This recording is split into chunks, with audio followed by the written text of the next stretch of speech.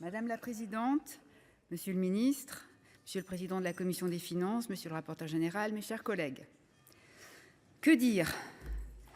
Difficile en effet de trouver l'adjectif adéquat pour qualifier ce texte. Inquiétant, surréaliste, désastreux, en tout cas inédit. Présenté comme un simple ajustement technique, le projet de loi de finances de fin de gestion pour 2024 est en réalité le révélateur des carences et des erreurs de la politique budgétaire de l'exécutif de ces dernières années. Depuis 7 ans, les gouvernements successifs ont tous fait le choix de sacrifier les recettes fiscales sur l'autel de l'idéologie néolibérale, affaiblissant ainsi les capacités de l'État à faire face aux différentes crises. Les réductions d'impôts mises en œuvre depuis 2017 ont engendré un manque à gagner global d'environ 62 milliards par an.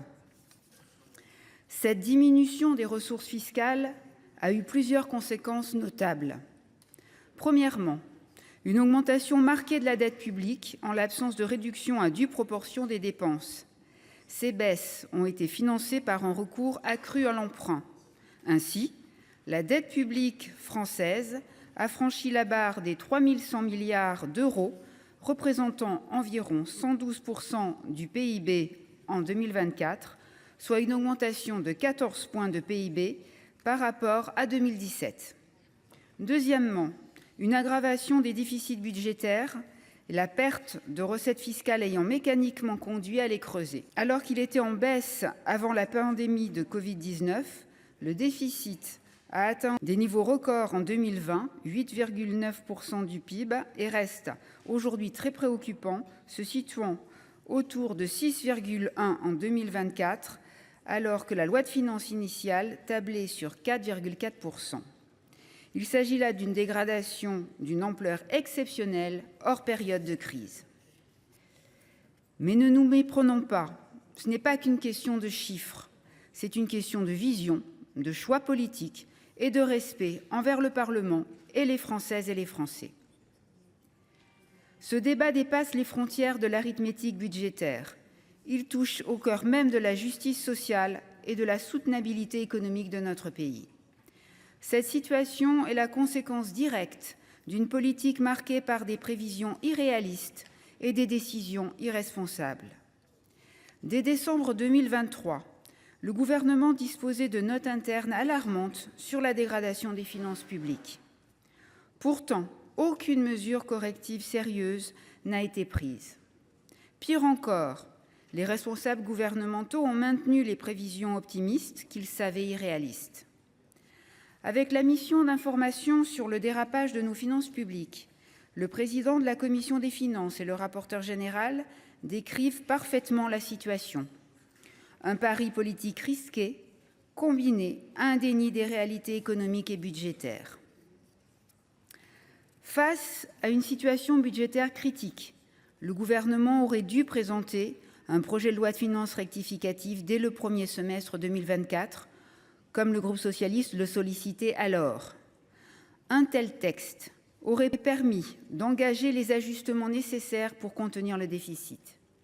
Au lieu de cela, l'exécutif a préféré utiliser des décrets d'annulation accélérés, privant le Parlement de son rôle de contrôle et de décision. Ce mépris envers le Parlement est un affront à la représentation nationale. D'ailleurs, il est profondément préoccupant de constater le mépris affiché par d'ex-ministres, voire premiers ministres, à l'égard du travail rigoureusement mené par le président Claude Raynal et le rapporteur général Jean-François Husson.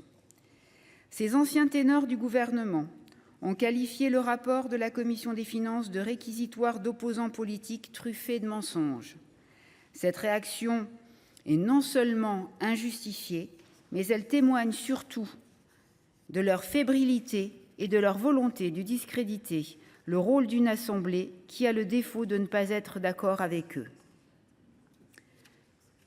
Le rapport sénatorial repose sur des données factuelles et des analyses précises, loin des déclarations péremptoires.